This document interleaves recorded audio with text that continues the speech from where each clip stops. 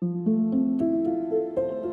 am a news anchor at WFTV Channel 9 here in Orlando. I anchor the news at noon and 4 p.m. I remember the exact date. It was February 23rd, 2004, and I went in for what was supposed to be a routine mammogram, which ended up having to have an ultrasound. After the ultrasound, a biopsy, all in the same day. So I was diagnosed with stage 2 breast cancer. Eventually, I had 6 months of chemotherapy, followed by surgery. I had a mastectomy, and that was followed by 30 treatments of radiation. After the first 6 months of treatment, the doctor told me that I was in remission. I almost felt lost, like, what do I do with all this time that I have now, because I'm no longer held captive to cancer and cancer treatments. So for me, it was a soul-searching journey to find out what is next for me. And then I thought about all the people who can't afford to pay their bills, and that's a burden and a weight for them while they're going through treatment. I kept looking for organizations who would address those needs, and I could never find them. And finally, I told that to enough people where they said, well, maybe that's what your mission is. You keep looking for an organization, why don't you do it? And enough people said that to me till finally I was like, okay, I get it. Maybe that is part of my mission.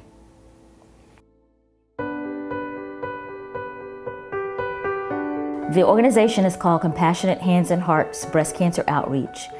And when I say that it began organically, it really began organically, because it began with a close friend of mine who said, I think this is a great idea you have. And I said, well, great, and you can help me. And she said yes.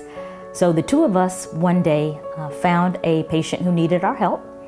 And so we picked her up at home and took her to chemotherapy, because she had been taking the bus there to chemo, and she would have to take the bus home from chemotherapy because she did not have transportation.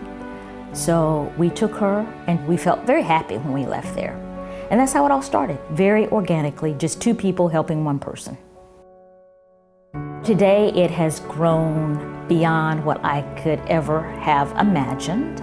We now have 14 very committed volunteers, and we have helped hundreds of people throughout Central Florida at this point.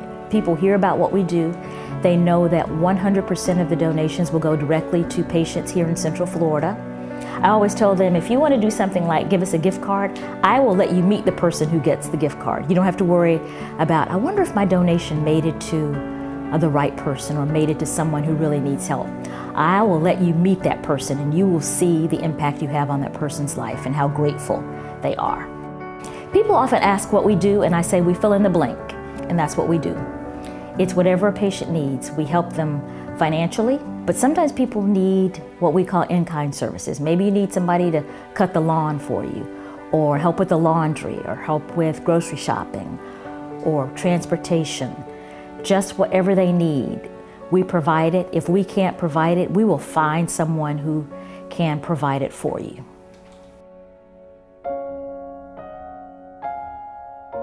Early detection is one of my main focuses in life at this point, which is why I work with the hospitals and doctors' offices. I didn't have any symptoms. I felt perfectly fine.